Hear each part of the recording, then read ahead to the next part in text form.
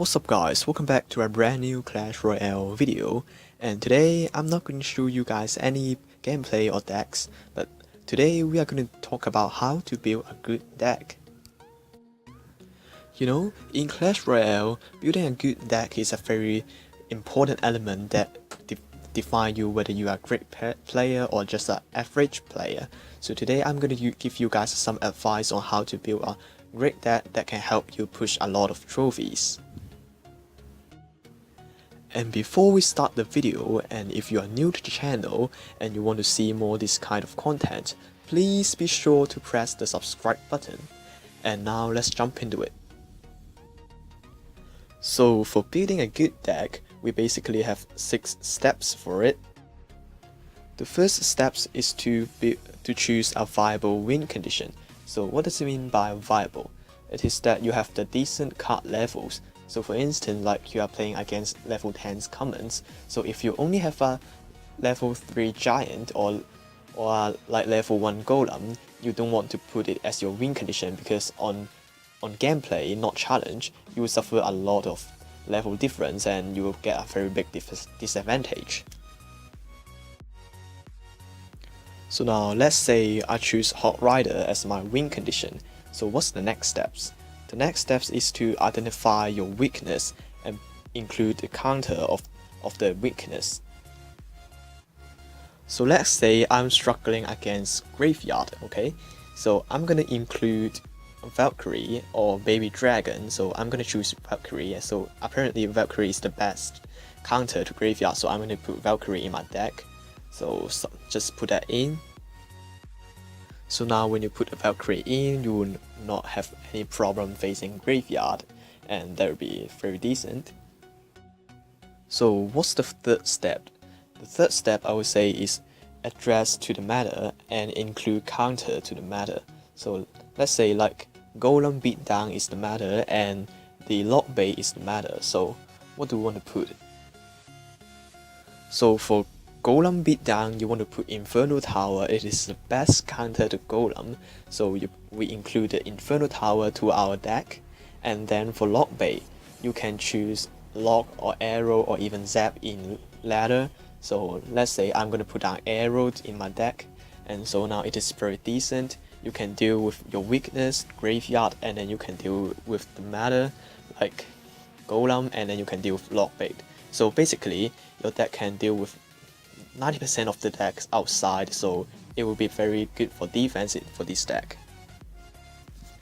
So the next step, the fourth step, so we'll want to include spells or direct damage to your deck.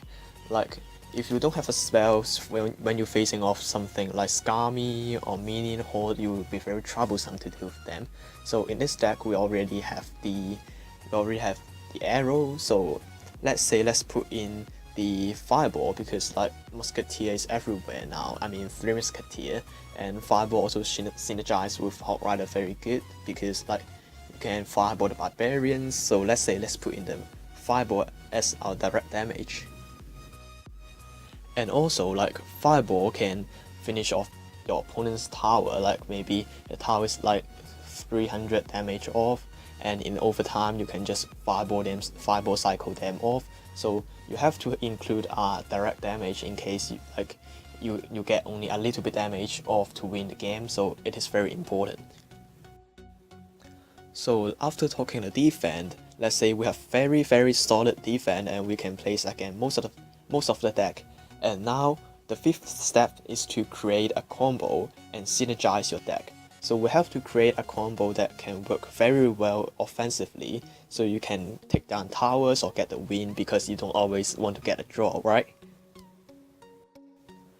So let's say in our deck we already have the Hot Rider and the Valkyrie, and we can always like put the Valkyrie in front and the Hot Rider at the back to push it, and this is a very good offensive combo, and yeah, you can tank.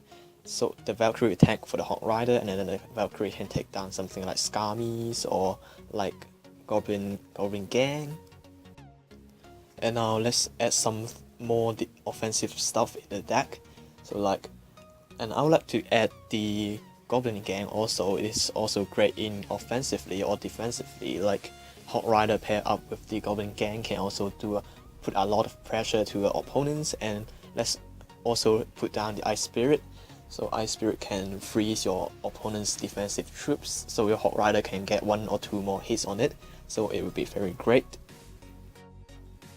And at last, of course, in the deck, you see now we don't have much air targeting troops.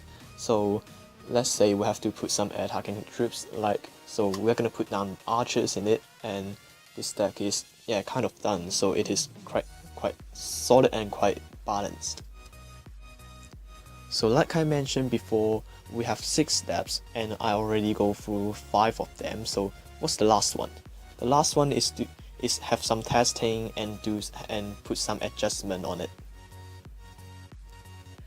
And let's say now the deck is like 3.4 on average elixir cost, and I think it is a bit too heavy for a Hawk deck, because Hawk deck usually want a smaller cycle. So let's say it is quite heavy, so I'm gonna replace the Goblin Gang by Skeletons, so the elixir cost will be a lot lower, and now the deck is done, it's balanced, and it's great. And guys, be patient and look at what you lost to, your weakness, and do some adjustment, and that's it. And that's the end of the video. Hope you guys enjoyed it. Be sure to subscribe and press the like button, and I'll see you guys in the next video. Peace.